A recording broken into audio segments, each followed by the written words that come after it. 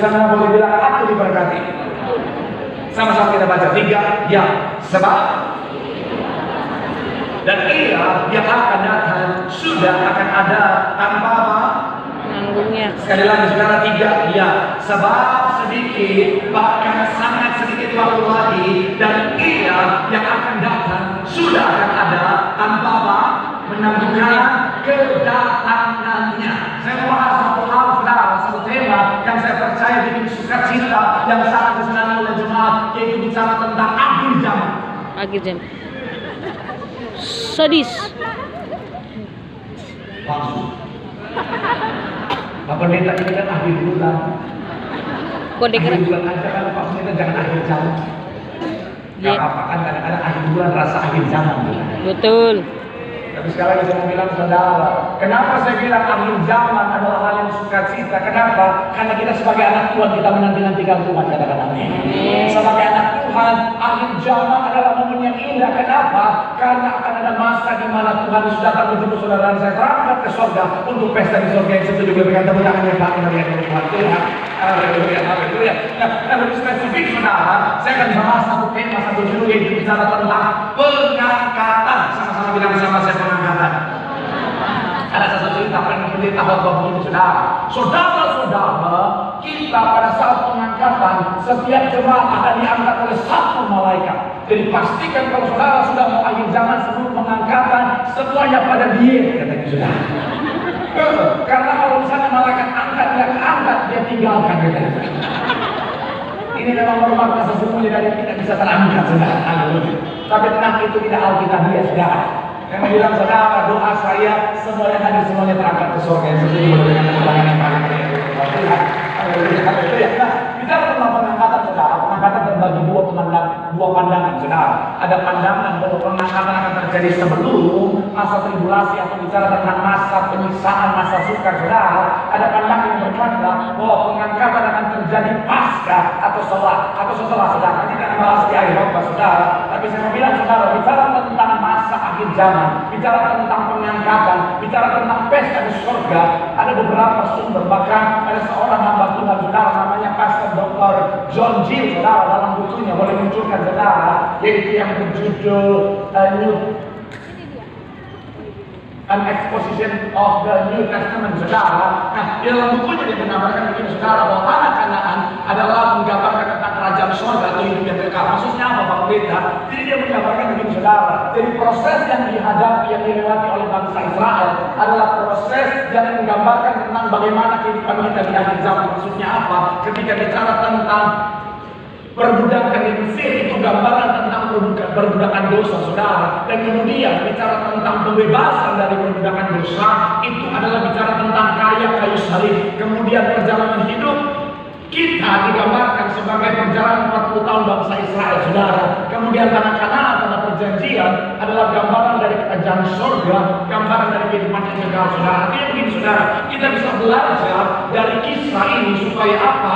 Supaya kita tidak jadi orang-orang yang tertinggal saudara. Kita bisa belajar dari kisah ini saudara supaya apa? Supaya kapan waktu Tuhan kita akan pesta di surga, katakan amin. Nah, kalau saudara perhatikan, kita buka sama-sama Roma pasalnya yang ke-15 ayat 4 dikatakan begini saudara, sama-sama yang sudah di sana boleh bilang aku diberkati. 3, ya. Sebab telah ditulis untuk apa? Menjadi pelajaran bagi supaya kita teguh berpegang pada apa? Harapan oleh Dan keteguhan penghiburan dari kitab suci. bagian awal dikatakan apa? Sebab segala sesuatu yang ditulis dahulu telah apa? Ditulis untuk menjadi pembelajaran. Sama-sama bilang sama saya menjadi pelajaran. Pelajaran Sama-sama bilang sama saya bagi saya. bagi saya, Yang kanan kiri bagi kita. bagi kita. Supaya apa? Kita bisa belajar daripadanya. Makanya bicara tentang kisah bangsa Israel di padang gurun saudara, sampai akhirnya menikmati tanah Kanaan, gambaran tentang kerajaan surga, kita bisa belajar daripadanya. Supaya apa? Supaya saudara dan saya yang sudah disediakan kerajaan surga yang digambarkan melalui tanah Kanaan, ketika waktu Tuhan kita akan pesta di surga, katakan amin. Nah, dan kita akan sama-sama belajar dari orang-orang yang tertinggal saudara. Karena kalau saudara perhatikan ketika bicara tentang bangsa Israel yang masuk, yang keluar dari tanah perbudakan di Mesir, kita mencatat ada 600 ribuan orang saudara.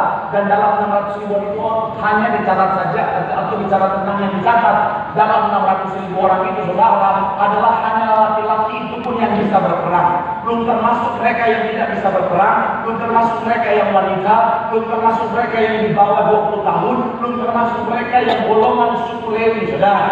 Jadi beberapa ahli Alkitab mencatat yang keluar dari tanah perbudakan adalah sekitar 2 juta orang, saudara. Apalagi kenapa wanita yang dicatat? Mungkin pada saat lagi mau survei, mereka dipanggil mau survei, karena aja lagi gosip. Itu pikiran saya, saudara. Tidak kita lihat, saudara. Kita bisa bilang, saudara, makanya ketika keluar kira-kira 2 juta orang, saudara. Tapi yang menarik ketika masuk itu Alkitab mencatat juga masih 600 ribuan, saudara.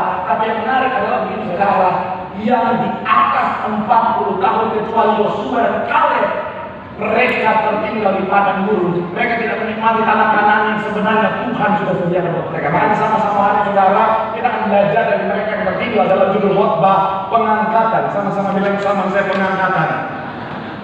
Lebih spesifik, subtemanya belajar atau pelajaran dari mereka yang tertinggal, saudara. Supaya apa? Supaya kita bisa belajar dan ketika waktu Tuhan tidak ada yang tertinggal, semuanya pesta dalam kerajaan surga. Sekali berikan tepuk tangan yang paling meriah dulu buat Tuhan. Haleluya. So, pelajaran apa yang harus kita ambil dari mereka yang tertinggal supaya kita tidak tertinggal di akhir zaman? Yang pertama, hati-hati dengan ketidakpercayaan. Sama-sama bilang sama saya, ketidakpercayaan. Sama-sama bilang sama saya, tidak beriman. Tidak beriman. Kita buka Keluaran 16 ayat 2 sampai 3. Keluaran pasalnya yang ke-16 ayat 2 sampai 3. Yuk, yang sudah di sana boleh bilang aku diberkati. Aku diberkati. 3, ya, di padang gurun kepada Musa dan Harun, ayat yang ketiga, dan berkata kepada mereka, kalau kami mati tadinya di tanah Mesir oleh tangan Tuhan.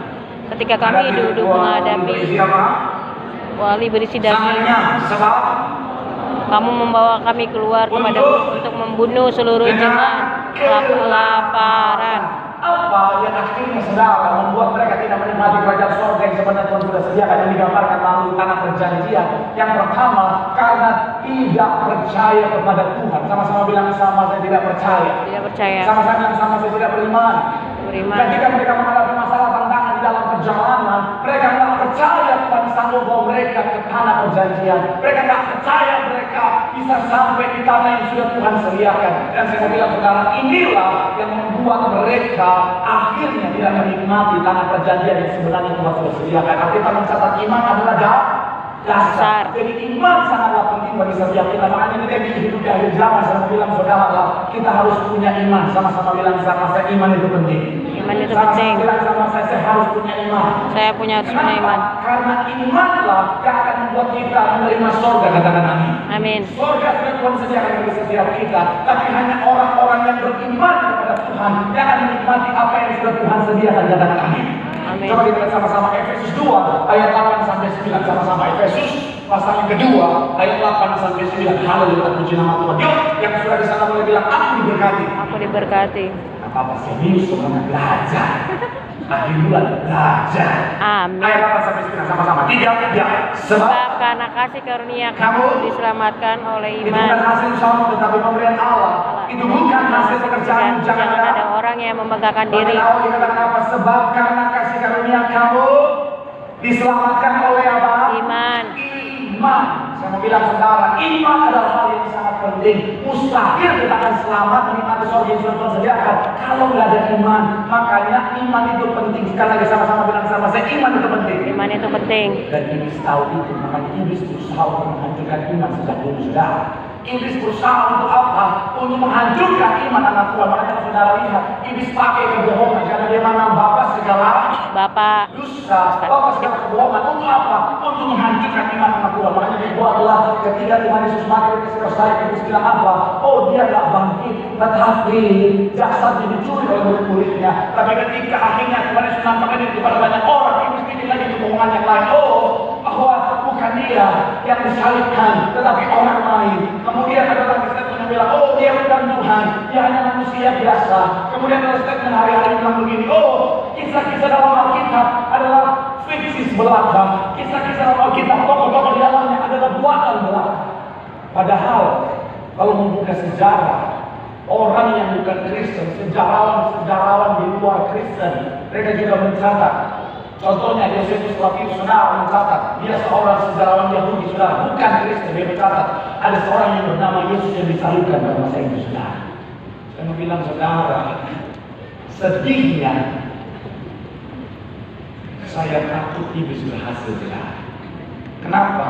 Karena kalau saudara lihat ya, yang namanya ateis itu mengalami peningkatan terus-menerus sampai hari ini. Dari tahun 50 sampai tahun 2010, grafiknya itu mengerikan saudara. Dari tahun 50 sampai 2010, yang jadi ateis itu luar biasa meningkat.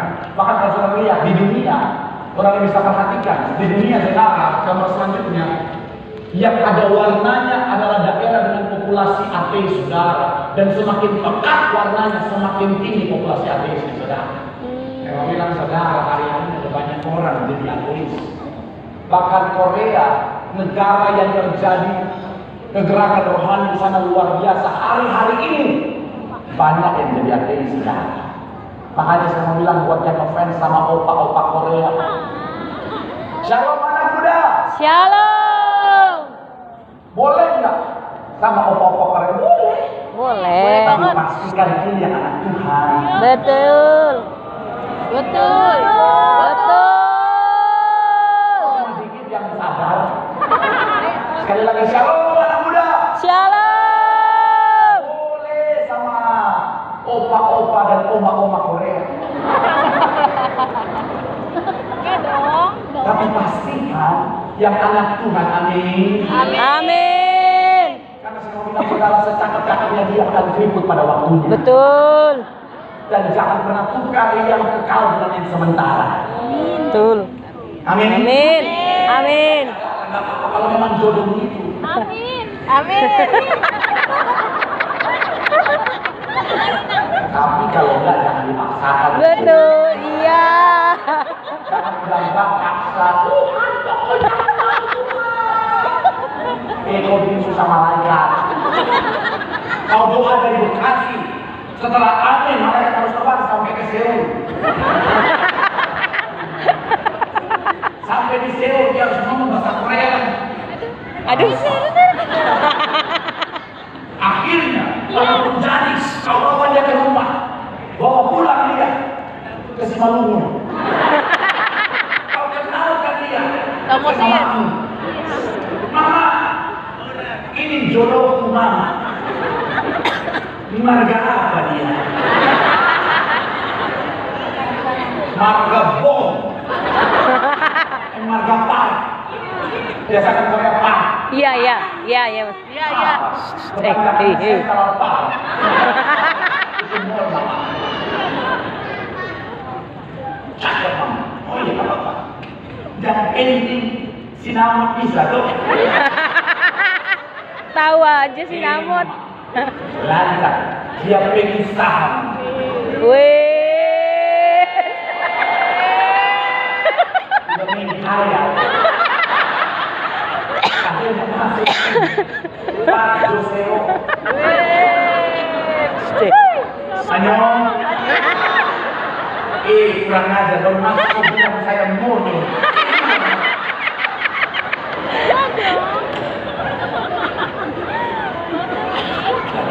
Kalian mau kalau aja. Amin. Tapi saya mau bilang yang penting cari yang anak Tuhan saudara. Betul. Dulu pokok saja.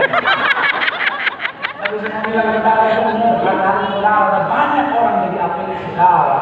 Bahkan saya sedih sekali saudara. Di negara-negara yang katanya percaya Tuhan, dasar kekristenan yang luar biasa hari-hari ini saudara, gereja-gerejanya sepi saudara. Betul. Saya lihat gereja-gereja di barat sana saudara, di negara-negara barat yang katanya ingrat litras. Ada banyak gereja-gereja sekarang saudara bukan hanya kosong, tapi juga beralih fungsi jadi kafe, jadi perpustakaan, bahkan ada yang di diskotik saudara. Padahal sudah ada gedung gerejanya, izinnya juga gampang, gak kayak di Konoha sana. Konoha bukan Indonesia mah gampang, semuanya aman puji Tuhan. Ini Konoha. Ada lagi. Kalau di Konoha kadang-kadang saudara kasihan perlu perjuangan, belum lagi mereka lagi doa di rumah ada ibu yang datang.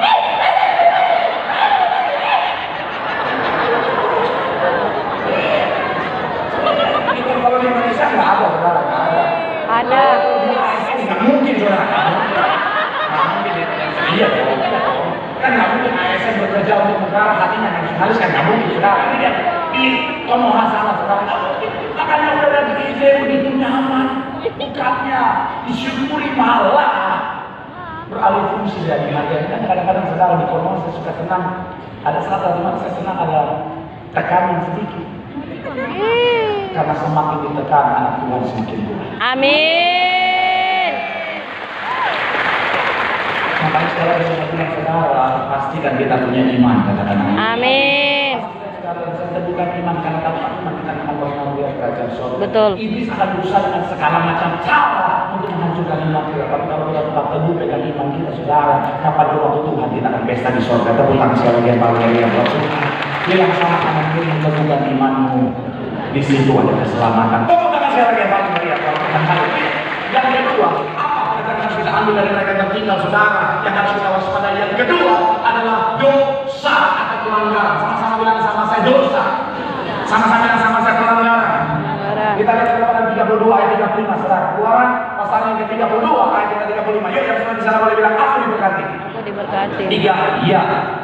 Karena Tuhan menulai bangsa itu ketika telah menyuruh membuat anak lembu buatan Harun. Itu. Kalau saudara perhatikan bagian terakhir, saudara, mereka membuat anak lembu buatan Harun dan mereka menyembahnya. Saya mau bilang saudara, penyembahan berhala hanyalah salah satu dosa pelanggaran yang dilakukan oleh bangsa Israel. Saudara di padang gurun, mereka memberontak, mereka berzina, mereka lakukan hal-hal yang tak berkenan di hadapan Tuhan. Saya mau bilang saudara, inilah yang akhirnya membuat mereka tidak menikmati surga. Yang sebenarnya sudah Tuhan sejarah ini digambarkan tentang apa melalui yang namanya tanah-tanah, tanah perjanjian. Saya mau bilang saudara, kenapa? Karena dosa memang satu hal yang sangat serius. Sama-sama bilang sama saya, dosa itu serius. Dosa itu serius. Amin. Karena saya mau bilang sekali lagi saudara, kalau dosa bukan satu hal yang serius, Tuhan tidak perlu datang ke dunia dari manusia dan mati buat manusia. Saya mau bilang saudara, hati-hati dengan dosa. Dosa membuat mereka tidak menikmati Kanaan. Dosa juga di akhir zaman bisa membuat kita tidak menikmati kerajaan surga yang sudah Tuhan sediakan bagi setiap kita. Makanya hati-hati dengan dosa. Saya mau bilang saudara, mau seperti apapun kita, kalau masih ada dosa, saya mau bilang saudara, dosa bisa menghalangi. Sama-sama bilang sama saya, bisa menghalangi. Dosa bisa menghalangi. Dan iblis tahu itu. Makanya iblis yang datang hari-hari ini, yang kerja hari-hari ini karena sudah mepet sama akhir zaman. Iblis yang datang adalah iblis yang level general, bos. Wis. Bukan yang cupu-cupu lagi, bukan yang kerucu-kerucu lagi, bukan yang pion-pion lagi. Apa bedanya? Dibedakan dengan modus operandi, saudara. Kalau yang tiba-tiba muncul,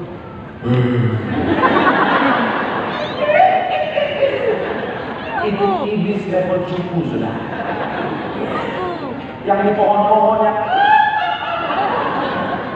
atau yang datang dengan wujud mata merah. Gak usah tolak dalam nama Yesus, pakai aja obat mata, kasih dia pergi. Iblis yang mendidik orang kesurupan. Saat ini dia, ini mau.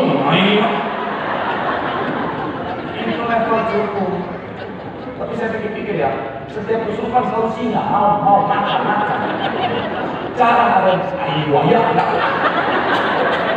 Artinya apa? Iblis saja nggak boleh jadi buaya.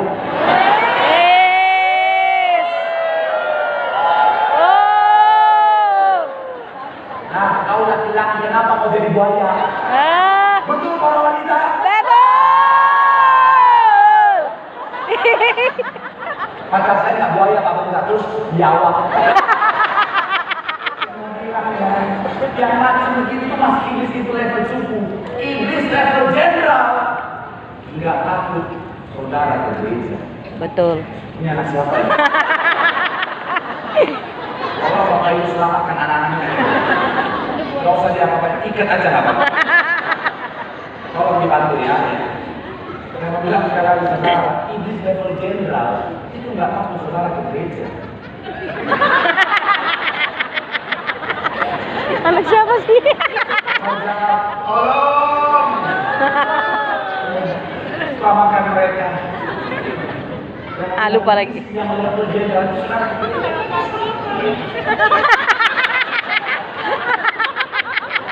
Sabar Pak, sabar. Sabar, Pak. Sekarang ada 2. Anda siapa sih? Gak apa-apa, nggak usah dipanggil, langsung kumpul lagi. Oh, cuma sekali lagi mau balik, dapat piring cantik. Balik lagi. Sabar, sabar Pak, sabar. Sabar Pak. Ya, Bapak saya adalah kesabaran, Bapak saudara. Amin. Saya mau bilang yang Inggris level jenderal itu nggak takut saudara pakai salib. Kalau yang di film-film kan pakai salib. Tapi ini yang level jenderal ketika dia merasuki seseorang, orang itu memakai kayu salib, anti salib, disalib, dia tidak tahu. Inggris level jenderal itu paling takut ketika saudara dan saya hidup dalam kebenaran. Amin. Kenapa? Karena selama saudara nggak hidup dalam kebenaran tetapi di dosa dia santai bodoh. Amin.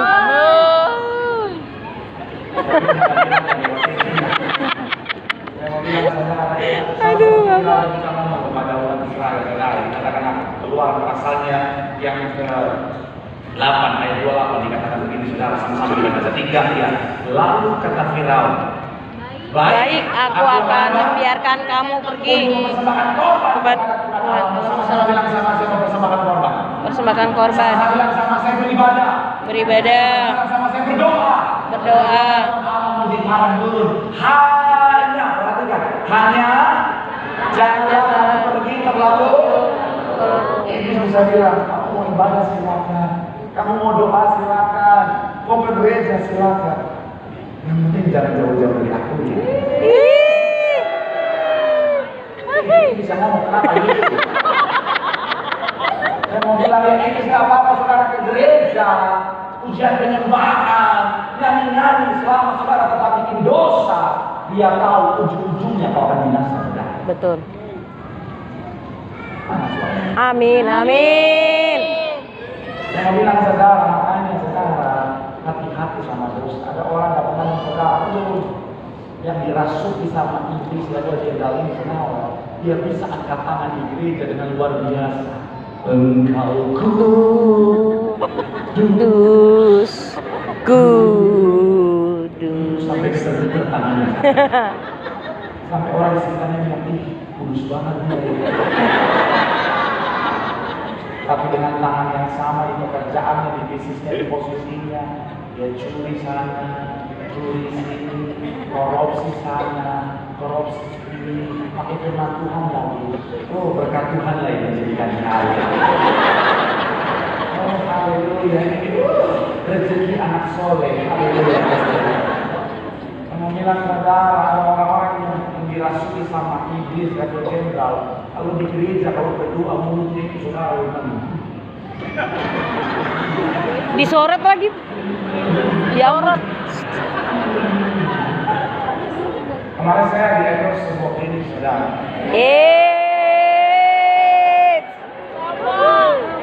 Sama.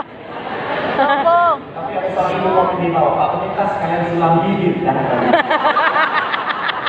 Saya takut kalau saya sulam bibir saudara, nanti bisa jadi keras. Saya nggak bisa gibahin ibu-ibu. Nggak bisa imposor ibu-ibu. Mau bilang saudara, ada ibu di gereja kalau berdoa bilang, haleluya, ya amin. Berdoa apa? Berdoa dia gitu. Haleluya, yes, amin. Yes, haleluya. Oh, haleluya. Oh, haleluya. Orang sangat pedes. Oh, haleluya. Haleluya. Tapi dengan pikiran yang sama, gosipin orang kalau itu.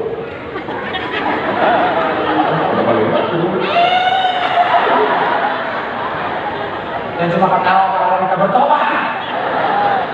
Mau bilang saudara, ada anak muda, shalom anak muda. Shalom. Ada banyak anak muda yang kerasukan Inggris level jenderal. Oh, setiap hari Minggu foto bersama dengan pacar. Happy Sunday. Pakai hashtag relationship goals. Tapi dalam pacarannya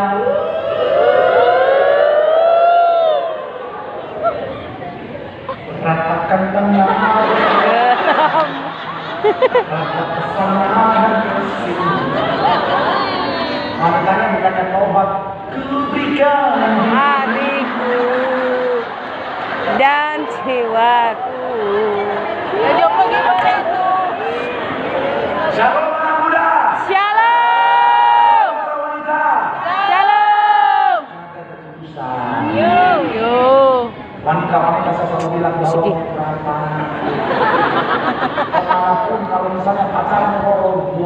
amat dalam memilih. Lempar Pak, lempar Pak. Lempar minyaknya Pak, lempar minyak. Yang baru. Tidak terselamatkan. Kalau nama Yesus, kalau dia masih macam-macam, kalau nama Yesus. Kalau dia tetapi agar saya tidak ingin tangan gatal. Tangan gatal. Yang lebih besar. Kalau nama Yesus, nggak apa-apa. Lebih baik tunggu binasa daripada risiko binasa. Dia juga. Ini itu nggak apa. Saudara rajin penyembahan bagi Tuhan, tapi selama itu dosa itu bilang nggak apa-apa, santai. Makanya saya bilang saudara hati-hati sama dosa. Betul. Kalau sudah kita mau bilang apa itu berjuang jalan hidup bukan kenangan. Amin. Kalau sudah bilang apa itu jaga tanganmu, jaga perkataanmu, jaga pikiran karena kalau sudah tahu kalau kita nggak jaga kebenaran kita bisa dihapus namanya dari kehidupan di surga kita. Saya bilang saudara satu ayat sebelum kita pindah ke poin yang terakhir dikatakan begini saudara. Matius 7 ayat 21 sampai ayat yang ke-23 dikatakan begini saudara. 3 ya, bukan Tuhan akan apa? Masuk Melainkan dia ya melakukan kehendak Bapakku yang di sorga. Ayat yang ke-22 dikatakan apa di sana saudara? Pada hari terakhir banyak orang akan berseru padaku, Tuhan, Tuhan, bukankah kami berbuat demi namamu, mengusir setan demi namamu, dan mengadakan banyak mujizat demi namamu juga. Bisa orang Kristen kan? Bisa, Bisa jemaat Tiberias kan? bisa, Bisa jemaat Bentos kan? bisa, Bisa Bentos kan? bisa, Main musik kan? bisa, bisa, bisa, bisa. Pendetanya, pendetanya.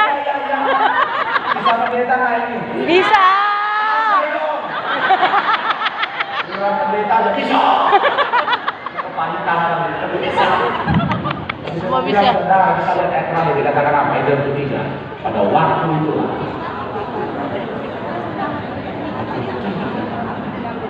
yang ada daripada Berbuat kejahatan. berkata ini aku tidak mengenal. Saya bilang saudara hati-hati sama Tuhan. Tuh. Banyak orang itu secara dikuasai setan liberal. Itu dosa aja santai benar. Orang kalau dikuasai secara liberal itu saudara bikin dosa bisa tampil kudus sudah. Bisa kemana-mana saya. Haleluya. Matius 2 ayat 3. Poin kedua sampai itu dia. Oh, lagi santai kan?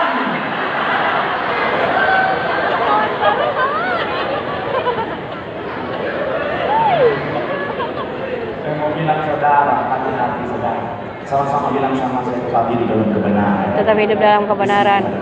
Di situ ada kebenaran yang paling meriah Tuhan. Yang terakhir pelajaran apa yang harus kita ambil dari mereka yang terhidup saudara? Yang terakhir yang ketiga adalah kebebalan. Sama-sama bilang sama saya kebebalan. Kebebalan. Sama-sama bilang sama saya kebebalan. Kebebalan. Ayat yang kita ulangan 32 ayat 6. Ulangan pasal 32 ayat 6. Sama-sama kita baca. Tidak, ya demikianlah Engkau bangsa yang bebal dan yang tidak bijaksana. Bukankah apa? Yang menjadi raja mengatakan bagian awal dikatakan demikianlah kau mengadakan pembalasan terhadap Tuhan. Hai bangsa yang bebal. Saya mau bilang saudara, kalau kita lihat terjemahan bahasa Inggrisnya kan kata kebebalan itu ignorance. Sebenarnya ignorance itu sabar, gitu ya.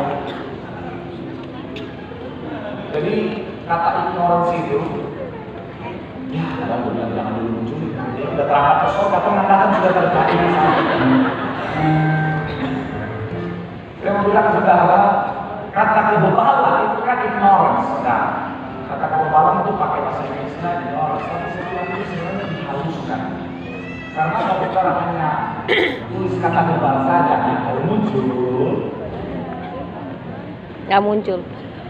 jangan nggak muncul. Kata kebal itu saudara bahasa Inggrisnya Stupid. Stupid. kalau saudara lihat sinonimnya di bawah, biasanya enak ngomong saudara, karena saya sudah tadi telah berusaha untuk bicara dengan Anda. siapa sih mungkin dari bebal tuh?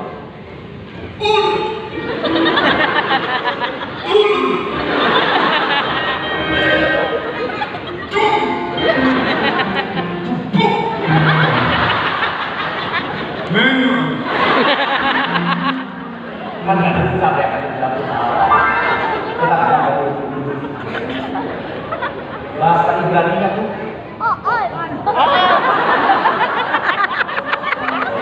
Betul. karena dia orang yang dikasih tahu kebenaran tapi nolak bebal itu orang yang paling On. karena ini saudara ya orang yang tidak percaya selama dia mau menerima dia bisa berubah jadi orang yang percaya, betul ya? Betul. Orang yang berdosa selama dia mau menerima didikan dia bisa berubah jadi orang yang hidup dalam pertobatan, betul ya? Betul. Orang kalau bebal bahasa Inggrisnya headstone kepala batu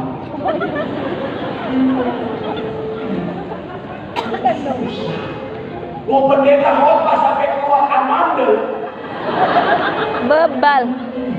Betul. iya. Dan saya mau bilang ya mohon maaf ya orang kalau kepala batu saudara keras kepala bebal mau bilang saudara bisa-bisa Tuhan nggak tolong. Kenapa? Karena saya kira Tuhan nggak tolong orang yang mau tolong dia. Karena Tuhan melangkahi penciptaannya, esensi penciptaannya dan memberikan saudara dan saya namanya free will. Kalau Tuhan paksakan kita dalam konteks Tuhan melewati batas penciptaan, esensi penciptaan, mau bilang saudara, akhirnya Tuhan melanggar. Jadi bicara tentang orang yang bebal, itu Tuhan nggak akan melewati batasnya, tapi Tuhan akan menunggu orang yang bebal itu bertobat. Selama dia bebal, selama itu juga Tuhan sedia. Maka kalau kita gambarkan Tuhan berdiri di depan pintu, mengantok dan menunggu sudah ada doa masuk. Tuhan menunggu.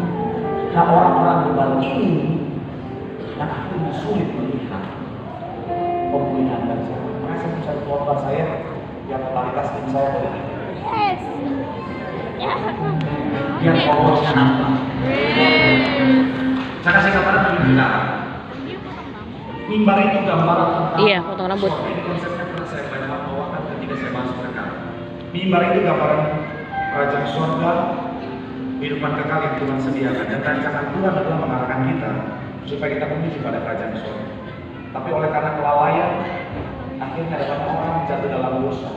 Dosa hamartia buat orang melenceng dari yang harusnya menuju surga menuju pada kebinasaan. Tapi oleh karena kasih Tuhan nggak biarkan sampai di sana. Dengan firman-Nya diarahkan bukan ke sana, tapi ke sana jalan. Orang yang tidak bebal akan menerima didikan, akan mengubah langkah hidupnya pada pertobatan menuju pada keselamatan yang sudah Tuhan sediakan.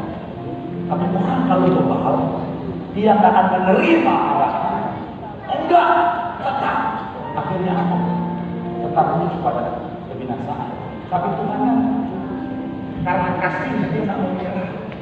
Jadi Tuhan ketika orang salah arah Tuhan akan teriak, hei, jangan ke sana dengan kejujuran yang keras, dengan teriakan yang keras. Tapi orang bebal tetap aja. Kalau orang nggak bebal akan, oh, teguran keras akan mengarahkan dia ke dalam kebenaran pada keselamatan hidup sendiri. Tapi kalau orang bebal, oh enggak, tetap ini jalan. Dan Tuhan nggak menyerah, saudara. Tuhan pribadi yang nggak pernah menyerah. Jadi kadang-kadang Tuhan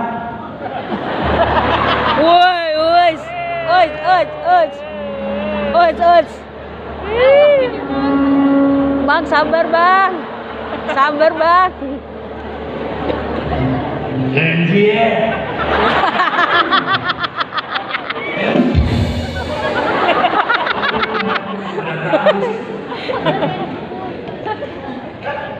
Tuhan bisa pakai cara yang keras. Alkitab mencatat yang kukasihi, kutegur dan ku Ajar. tenang. BPJS dia udah aktif. Tapi kan orang belum bisa aja.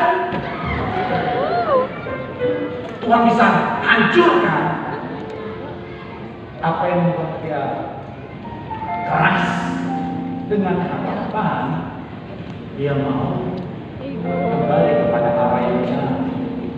Ini orang kalau bebal, kadang-kadang ada orang yang mau bebal takut, sudah dihancurkan bisnisnya, sudah dihancurkan kesehatannya, sudah dihancurkan jabatannya, tapi kasih bebal. Makanya, mohon nafas sudah ikutan juga. Ikutin juga sih Kak dia. masih tetap halo deh. Halo Dek. Sampai akhirnya pengangkatan terjadi, baru dia sadar dulu. Ternyata benar yang Tuhan bilang, pengangkatan sudah terjadi. Akhirnya dia tertinggal dan tidak terang. Tapi seperti yang saya bilang tadi saudara sedikit, ada pemahaman tentang pengangkatan terjadi, boleh munculkan gambarnya, itu sebelum masa tribulasi, penyiksaan 7 tahun. Dan saya bilang itu benar. Ada pengangkatan pasca masa penyiksaan, saya bilang itu juga benar. Maksudnya gimana mereka? Yang saya percaya dan yang saya pahami sekarang banyak sumber yang saya terima, orang-orang benar akan terangkat sebelum masa penyiksaan. Tapi orang-orang bebal, orang-orang yang berdosa, mereka bisa diizinkan Tuhan melewati yang namanya masa penyiksaan 7 tahun. Masa yang sangat menderita, sampai akhirnya, sampai di titik di mana setelah selesai, Tuhan akan datang dan menghakimi dan melihat apakah mereka sudah hidup dalam kebenaran atau tidak. Sekali lagi saya doa, saudara saya Jemaat Bebas, kita terangkat semua masa penyiksaan. Amin. Tapi saya mau bilang, kalaupun oleh karena kebodohan kelalaian kita tidak terangkat, saya mau bilang pesan saya buat saudara yang tertinggal, jangan bersekutu dengan iblis. Apapun keadaannya, sekalipun hidup berat, sekalipun saudara nggak bisa bertransaksi, jangan pernah pasang tanda itu di kepala saudara. Berjuang, cari jalan untuk tetap hidup saudara, bagaimana jalan saudara. Bertahan sampai masa penyiksaan itu berakhir saudara. Supaya apa?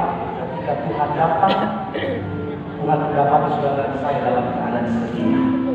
Dan orang-orang yang setia, janji Tuhan ada mahkota kehidupan yang Tuhan sediakan. Tepuk tangan sekali lagi yang paling meriah buat Tuhan. Bilang sama kanan kirimu berjuang, jangan bebal, hidup dalam kebenaran. Di situ ada keselamatan. Tepuk tangan sekali lagi yang paling meriah. Yang berkata di akhir zaman, tetap pertahankan imanmu. Tetap pegang teguh iman, karena iman adalah dasar kita untuk melihat keselamatan menjadi bagian setia kita. Yang kedua, hidup dalam kebenaran. Jangan anggap remeh dosa, bereskan dosa. Karena bila dosa terlalu besar, yang tidak bisa Tuhan selesaikan, kita salib. Tapi bila dosa terlalu kecil, yang Tuhan tidak untuk membereskan atasnya. Hidup dalam kebenaran di situ ada keselamatan. Dan yang terakhir, jangan bebal. Hidup dalam rendah hati akan perintah Tuhan, akan arah Tuhan. Kalaupun akhirnya kau tertinggal karena kelalaianmu, tetap berjuang, jaga hidup di hadapan Tuhan. Jangan bersekutu dengan iblis, tetap bertahan, berjuang sampai akhir. Karena ketika waktu Tuhan datang, kau tidak dalam keadaan setia, ada mahkota kehidupan yang Tuhan sediakan. Amin. Sambil angkat tanganmu di hadapan Tuhan, dengan iman memandang wajah kepada Tuhan. Mengikut